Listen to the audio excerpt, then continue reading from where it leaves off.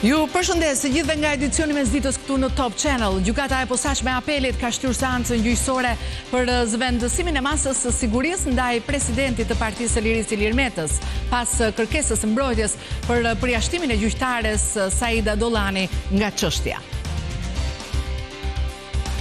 Në komisionet parlamentare nisi marrja e komenteve për projekt buxhetin nga organet e drejtësisë. Opozita ju rikthyet diskutimeve pas bojkotit të SHN-s, ndërsa kërkesës së demokratëve për gjendjen e sigurisë në vend po i përgjigjet ministrja Koçiu.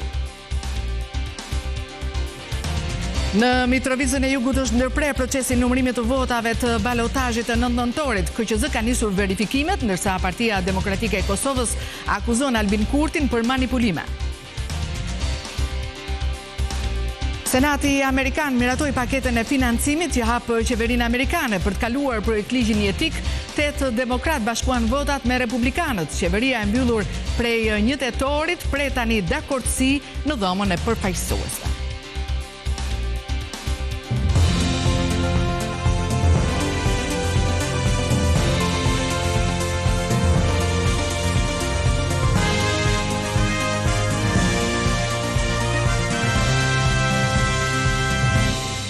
I shohim tani më gjërësisht zhvillime deri në këtë orë të ditës. Është shtyrë në gjykatën e posaçme shqyrtimi i kërkesës palës mbrojtëse të Ilir Metës për ndryshimin e masës së sigurisë. Meta kërkon lirin, ndërsa avokatët e tij përjashtimin e një gjyqtareje. Anila Hoxha na njeh tani me të gjitha zhvillimet. Atëherë Anila, çfarë ndodhi në këtë seancë?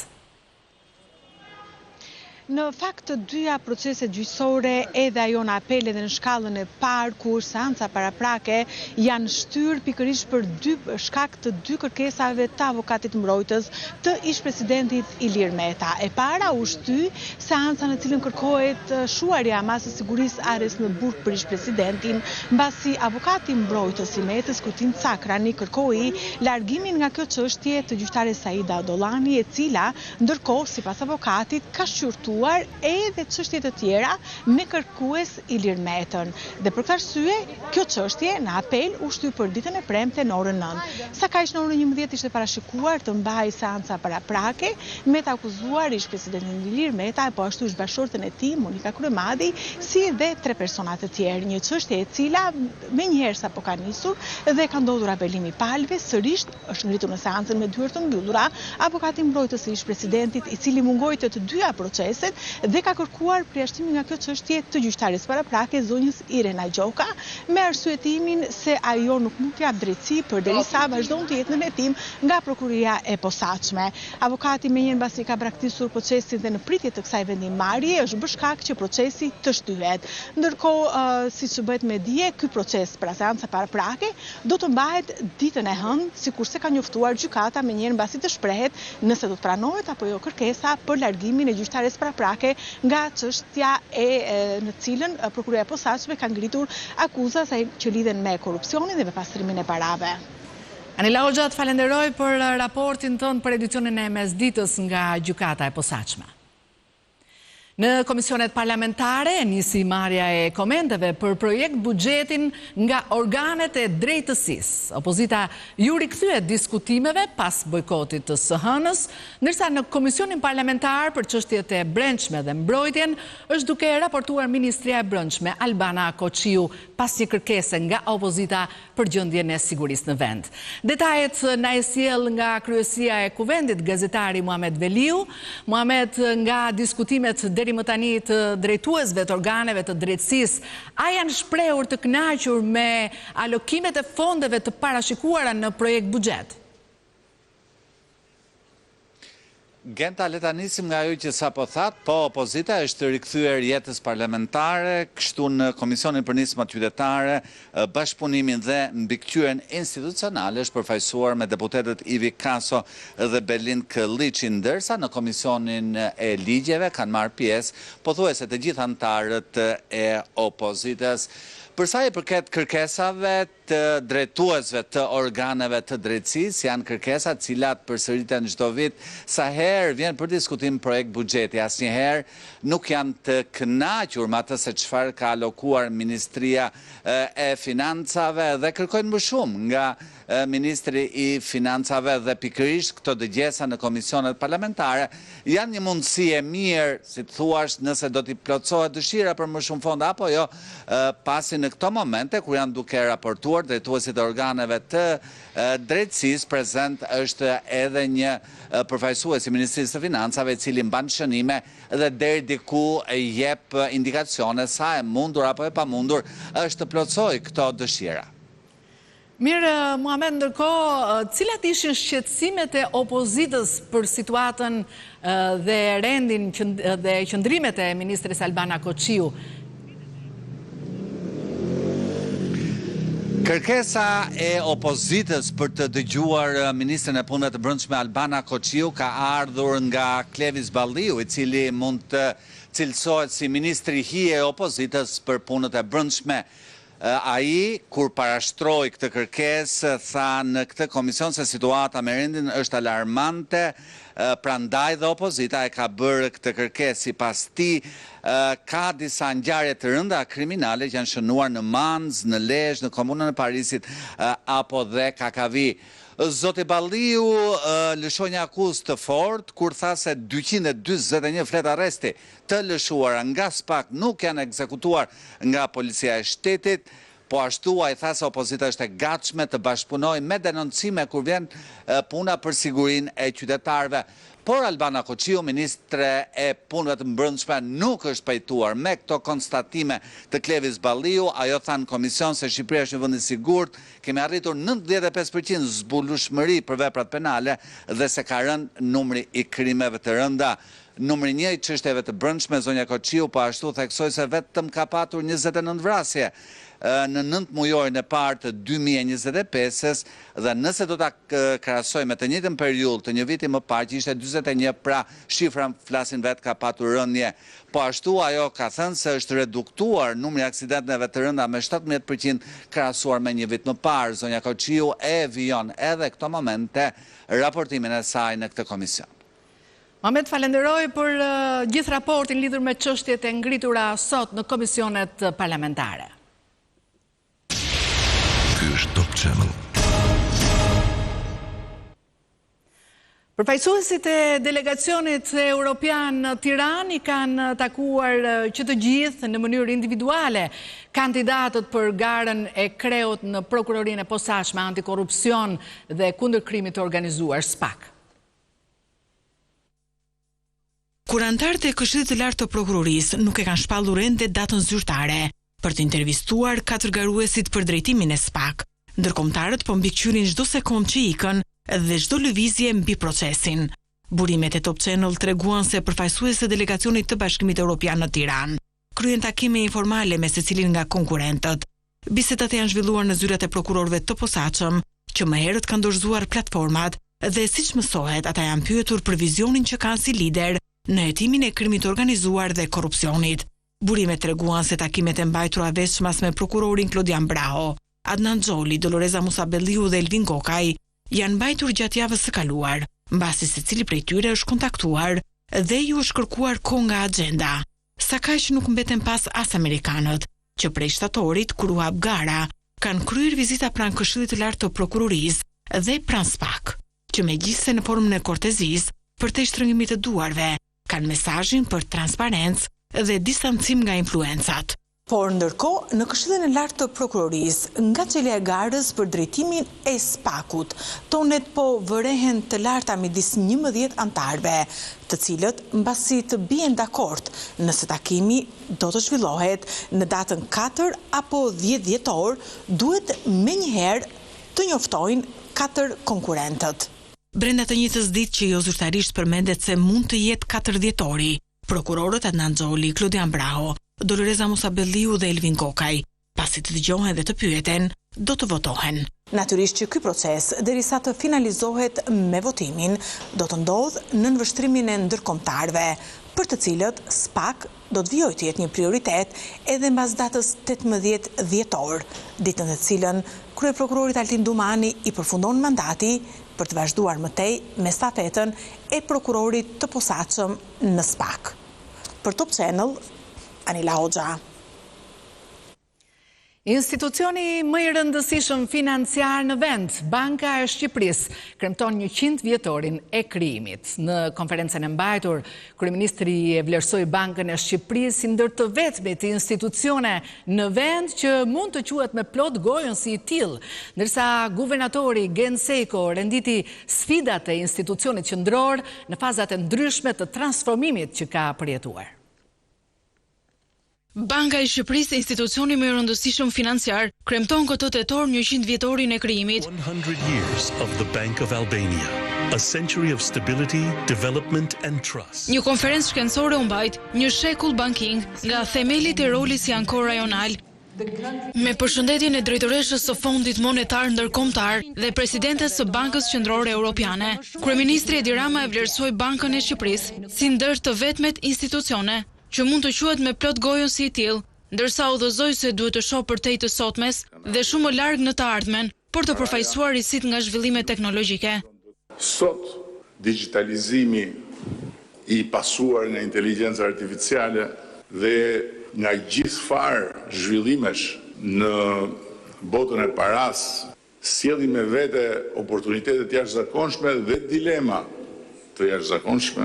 Krahas politikës monetare duhen mekanizma të ri kontrolli në funksion të menaxhimit të algoritmeve, por duhet dhe një mendje shumë më e hapur për t'i përqafuar këto fakte të reja të imponuara nga zhvillime të cilat tani më ne nuk i kontrollojmë dot. Në fjalën që mbajti për këtë 100 vjetor, guvernatori Seko renditi disa sfida me të cilat përballet banka, nga tensionet politike, inovacioni financiar dhe modeli rritjes ekonomike. Rikonfigurimi i zinxhirëve të prodhimit botror, si dhe rritja e barierave tregtare janë tashmë një realitet i ri ekonomik.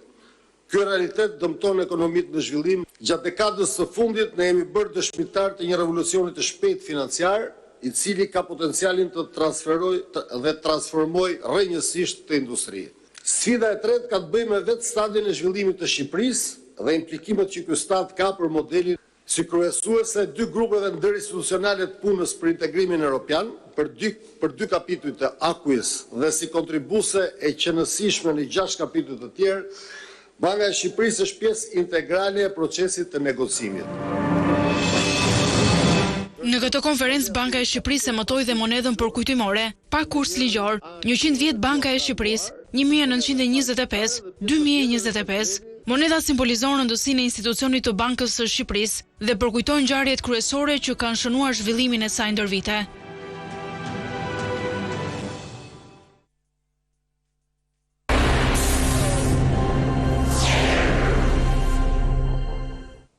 Në fshatin Cërav të Pogradecit është protestuar sot. Ata kërkojnë lirimin e 27 vjeçarit që u përplas fizikisht në mbledhjen e Këshillit Bashkiak për tokat e dhëna me qera nga Bashkia. Dhoriela Çule na përcjell tani detajet. Atëherë Dhoriela, sa zgjati ky tubim dhe cilat janë akuzat që rëndohen mbi të riun që goditi antarin e Këshillit Bashkiak? Në fakt, për rreth një orë banorët e fshatit Cërav janë mbledhur këtu duke protestuar dhe kërkuar lirimin e menjëhershëm të Kevi Muçllarit, i cili një ditë më parë u arrestua pasi pati një debat dhe përplasje fizike me një prej këshilltarëve të Këshillit Bashkiak të Pogradecit.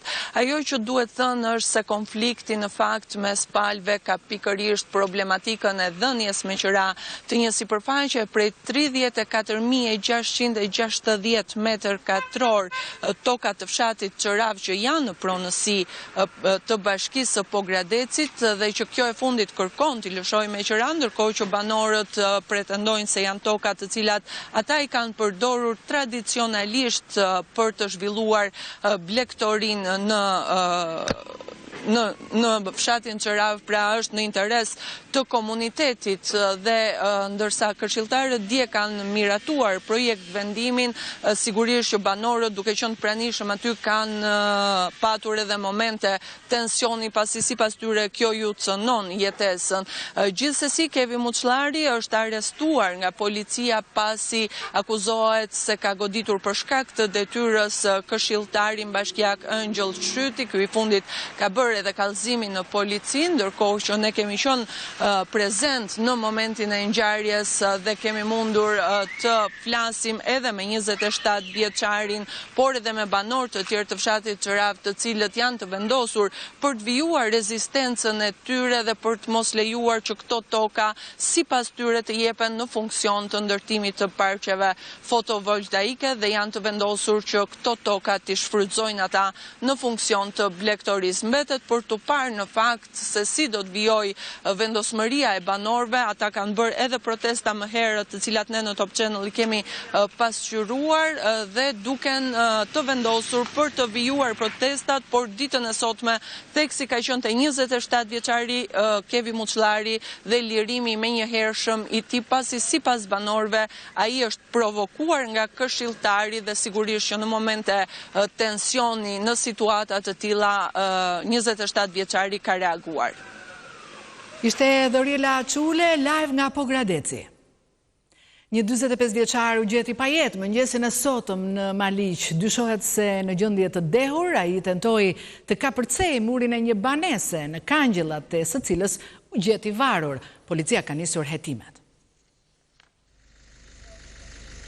Një ngjarje e rëndë është regjistruar në fshatin Plas të Bashkisë së Maliqit, ku një 49 vjeçar është gjetur i pajet pranë një banese. Sipas të dhënave paraprake, dyshohet se Eduard Çarçani ka humbur jetën aksidentalisht pasi ka mbetur i varur në kangjillat e murit rrethues, teksa përpiqej të hynte në një banesë e cila nuk ishte e tij. Mësohet se bluza e ka ngecur në kangjilla duke i shkaktuar mbytjen. Sipas burimeve, Çarçani dyshohet të ketë qenë në gjendje të dehur në momentin e ngjarjes. Banorët e zonës thanë se ai kishte jetuar për një kohë në Itali së bashku me familjen, por pas divorcit ishte kthyer në fshat dhe jetonte i vetëm. Ai njihej si përdorrues alkooli. Në atë shtëpi atje ku jetonte nuk di gjë. Ai jetonte më shumë në Itali. Nuk jetonte këtu. Pak kohë kaq parë. Ishte emigrant. Kishte probleme të tjera. Nuk ishte jema, kishte kurante nga Italia. Kështu e di unë po. Me çfarë punë merre? Çfarë punë bën? Ky. Policia ka mbërritur në vend ngjarje dhe po kryen hetimet për zbardhjen e plotë të rrethanave të vdekjes së 49 vjeçarit. Një person i maskuar hodhi benzin dhe shkaktoi zjarr në katin e parë të një mobilerie në Vlorë. Ngjarja është e përsëritur pasi ka ndodhur edhe 9 vite më parë. Pronari megjithatë thotë se nuk ka dyshime tek askush. Një zjarr i qëllimshëm përfshiu në orët e para të mëngjesit një mobileri në lagjen 28 nëntorit të Vlorës, siç e shihni edhe në këto pamje të siguruara nga Top Channel. Flakët i ka shkaktuar një person i maskuar, i cili teksa i afrohet objektit, thyen xhamin e derës me një çekiç dhe më pas, duke përdorur një bidon të mbushur me benzinë, i vë flakën mobileris. Sipas burimeve policore, ngjarja ndodhi rreth orës 3 të mëngjesit. Pasi kreu aktin e rënd, autori u largua me shpejtësi nga vendngjarja. Flakët në mobilerin Aliko janë vënë nga një fqinj, i cili ka njoftuar menjëherë pronarin e biznesit, Eduard Aliko, ndërsa forcat zjarfikse ndërhyn për të shuar flakët. Dëmet materiale në këtë biznes janë të konsiderueshme. Policia ka rrethuar zonën dhe ka nisur hetimet për identifikimin dhe kapjen e autorit. Pronari i mobileris nga ana tjetër thotë se nuk ka konflikte me askënd. Unë nuk kam ndonjë konflikt dhe nuk jam njeri konfliktuar, jam shumë paqësor, megjithatë mendoj që lë drejtësisë këtë shërbim, i cili është i detyruar ta bëjë sepse kamerat janë aty, personi është i dukshëm dhe mendoj se shumë shpejt do të zbardhet ngjarja. Megjithatë, zjarrvënia në këtë biznes është e përsëritur edhe 9 vite më parë, ndërsa autorët nuk u identifikuan kurrë. Autoriteti kombëtar i ushqimit ka bllokuar një sasi me çokolata që ishin me insekte dhe tregtoheshin në rrjetin e supermarketëve Diambe në Durrës. Pas kontrolleve të bëra rezultoi se ato ishin të dëmshme për shëndetin. Rrjeti i supermarketeve Diambe në qytetin e Durrësit ka shqitur për qytetarët çokolata me insekte. Çokolata Talar Kimani euro 100 gram, që në dukje ka pamjen e monedhave europiane. Në cilësi nuk është e tillë dhe këtë e konstatojnë insektet që janë brenda saj. Autoriteti kombëtar i ushqimit pasi ka realizuar inspektimin në magazinën e supermarketit Diambe në Katund të Ri të Durrësit, përveç bllokimit, ka dërguar 4 kampione të kësaj çokolate për analiza laboratorike pranë ISUF për të mësuar më tepër mbi ngarkesën mikrobiologjike të saj. Në këtë rast është konstatuar një sasi çokolate e cila u denoncua për pranit të krimbave. Ky është një tregues fizik, pra një ndotës i produktit. Atëherë sasia e importuar është 2208 copë produkt e importuar nga Polonia. Aktualisht nga AKU-ja, kur është bërë verifikimi, është vajtur në ndjekje të gjurmëshmërisë edhe në marketet të tjera të po të njëjtit zinxhir në qarqe të ndryshme, janë bllokuar 94 copë të produktit. Top Channel nëpërmjet dokumentave të inspektimit të autoritetit kombëtar të ushqimit mëson se çokolata si vend origjine ka shtetin polak dhe importuesi i saj është vetë supermarketi Diambe, i cili në vitin 2024 ka futur në Shqipëri 2208 copë çokolata Talarki. Kushtet jo të mira të ruajtjes kanë bërë që në këtë çokoladë brenda saj të rriten edhe insekte të dëmshme. Po, një nga kushtet e ruajtjes është një nga arsyet kryesore, sepse çokolata si produkt ka përmbajtje të lartë sheqeri dhe kështu që këto gjejnë terren për të zhvilluar. Po nëse janë mbajtur në ambient me lagështi apo në kushte të dobta higjieno-sanitare, dhe nuk e mos plotësuar kërkesat, patjetër që gjejnë terren dhe zhvillohen. Autoriteti kombëtar i ushqimit ka urdhëruar rrjetin e supermarketeve të heqë nga rafti të gjitha çokolatat Talar Kimani. Inspektorët e ushqimit kanë bllokuar gjithsej 98 pako të këtij produkti.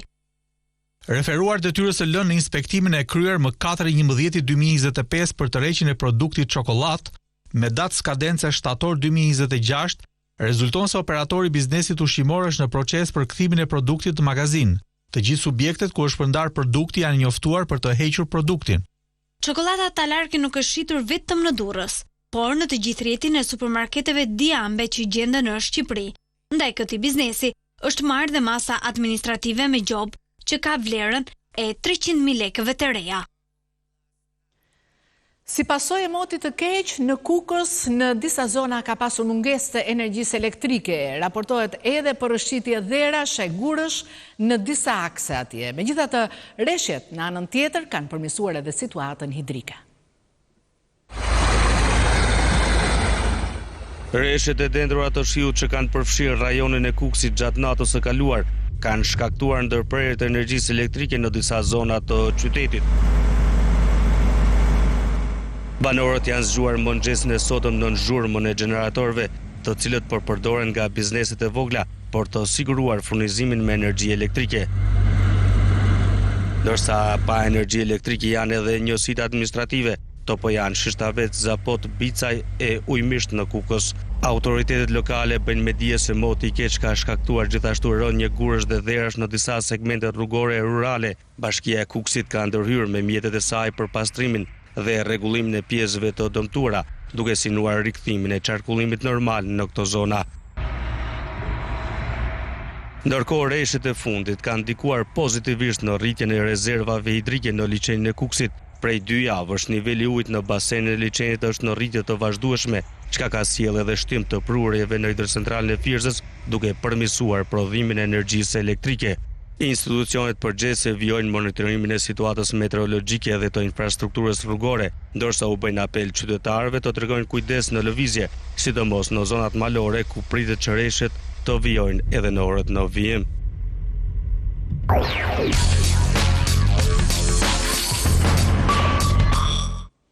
Në Mitrovicën e Jugut është ndërprer procesi numërimit të votave të balotazhit të 9 nëntorit. KQZ ka nisur verifikimet, ndërsa Partia Demokratike e Kosovës akuzon Albin Kurtin për manipulime. Partia Demokratike e Kosovës reagoi pas zhvillimeve të fundit në Mitrovic dhe kërkoi hetim të menjëhershëm pas një ndikim apo ndërhyrje politike rreth votave në pjesën jugore të qytetit. Çdo parregullsi para, gjatë dhe pas procesit zgjedhor duhet të hetohet nga organet kompetente pas një ndikim apo ndërhyrje politike. Vota është e shenjtë dhe duhet mbrojtur me çdo kusht, shkruan PDK në një postim në rrjetet sociale. Deputeti i saj Artan Behrami u tregua edhe më i drejtë për drejtë në komentet e tij, duke akuzuar kryeministrin Albin Kurti për fabrikim shtetëror të rezultatit të zgjedhjeve. Në 5 vitet e fundit Kurti u shpreh ai ka pezulluar logjikën dhe në vend të saj ka injektuar inatin, përçarjen dhe urrëtitjen në shoqëri. Zgjedhjet lokale janë reflektim i kësaj urrëtitje, i këtij inati që ai ka përcjell. Në Mitrovic përveç kësaj, Kurti ka shfrytzuar potencialin shtetëror, grupe të nëndeshme e banda krimi për të fabrikuar një fitore e cila ditët e ardhshme mund të kthehet në skandalin më të madh zgjedhor në historinë e Kosovës pas luftës, është komenti i tij. Behrami shton se nga procesi i numërimit po vijnë re elemente manipulimi, të cilat i përshkroi si dëshmi për tren qeveritar dhe jo tren bullgar. Nga prokuroria themelore e Mitrovicës u konfirmua më herët se numërimi i votave atje ishte ndërprer derisa KQZ-ja të bëjë verifikimet e nevojshme. Kreu i Aleancës Kosova e Re në Mitrovic deklaroi se procesi i rinumërimit të votave në këtë komunë u ndërprer për shkak të disa parregullsive të evidentuara në qendrat e votimit.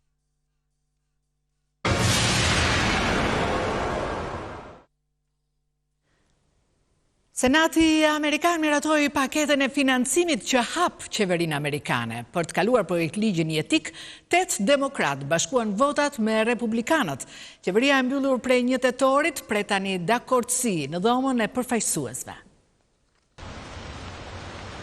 Mbyllja më e gjatë në histori e qeverisë së Shteteve të Bashkuara po i afrohet fundit. Me një shumicë të thjeshtë, 60 vota pro e 40 kundër, Senati Amerikan i dha dritën jeshile projekt ligjit që mund të zgjidhë ngërçin brenda disa ditësh.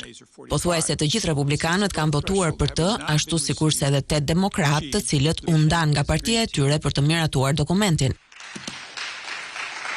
Marrëveshja parashikon që qeveria të financohet deri në fund të janarit. Projekt ligji kthehet tani për aprovim në dhomën e përfaqësuesve dhe më pas, për të hyrë në fuqi do të ketë nevojë për ndihmën e presidentit Donald Trump, i cili ka lënë të kuptohet se do të nënshkruaj.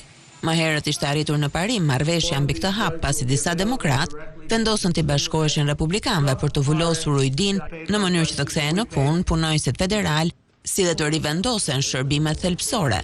Një sër shërbimesh qeveritare janë pezulluar që prej tetorit dhe gati 1.4 milion punonjës federal janë në pushim ose janë duke punuar pa pagesë. Mbyllja e qeverisë ka ndikuar sidomos në trafikun ajror dhe në ndarjen e ndihmave për 41 milion amerikanëve të ardhurat të ulta. Vetëm të hënën në SBA u anulluan mbi 2400 fluturime dhe u shtyn 9000 të tjera. Ekspertët vlerësojnë se një zgjatje e mëtejshme e mbylljes së qeverisë do ta çonte rritjen ekonomike të vendit në terren negativ, veçanërisht nëse trafiku ajror nuk i rikthehet normalitetit deri për festën e falënderimeve në 27 nëntor. Topbizchannel.tv, faqja më e klikuar e internetit e shqiptarëve. Gjithçka që ndodh në vend, rajon dhe botë. Gjithçka nga aktualiteti, sporti dhe argëtimi. Me një dizajn të ri dhe shumë praktik, si në versionin desktop dhe atë mobile. Topbizchannel.tv, të parët për shqiptarët. Në Greqi fermerët kanë gjetur një mënyrë të re për të kursyer e fituar. Tonelatat e orizit që hidhen në dasma si pjesë e traditës së tyre i kanë zëvendësuar me oriz të thyer, term që i referohet kokrave të dëmtuara të orizit. Si në shumë vende të Mesdheut edhe në Greqi, hedhja e orizit mbi të sapomartuarit pas ceremonisë është një zakon tradicional që simbolizon urimet për begatinë dhe pjellorinë. Por çdo vit kjo traditë çon në humbje të mëdha. Fermerët grek llogarisin se rreth 200 me 300 tonë oriz i ngrënshëm përfundojnë në tokë gjatë muajve të verës, kur zhvillohen shumica rreth 53.000 dasmave në gjithë vendin. Pas tatësirave dhe ndryshimeve klimatike, por dhe si rezultat i konkurrencës së fortë nga importet me çmim të ulët prej vendeve aziatike, fermerët grek gjetën një zgjidhje racionale dhe ekonomike, të shesin orizin e thyer për dasma në vend që ta hedhin ose ta përdorin për ushqim kafshësh. Shembullin po e japin prej disa muajsh disa partneritete bujqësore në Halastra pranë pranë Selanikut, një nga zonat kryesore të kultivimit të orizit, që kanë shitur tonelata me oriz të thyer të ridizenjuar në çanta të bardha me etiketën orizi dasmave.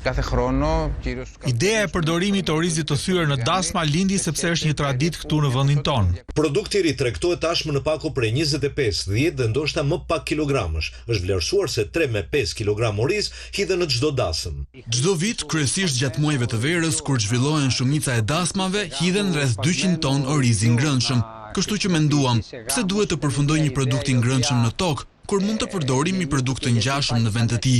Greqia është prodhuesi i tretë më i madh i orizit në Bashkimin Evropian, duke eksportuar pjesën më të madhe të 250.000 tonëve prodhim vjetor. Orizi i thyer përbën rreth 9% të eksporteve dhe përdorimi i tij në dasma ndihmon fermerët kurse në burimet natyrore dhe jep një zgjidhje të zgjuar për një zakon tradicional. Tani çdo ton orizi shitur për dasma është fitim për fermerët dhe një shembull se si tradita mund të kthehet në mundësi ekonomike.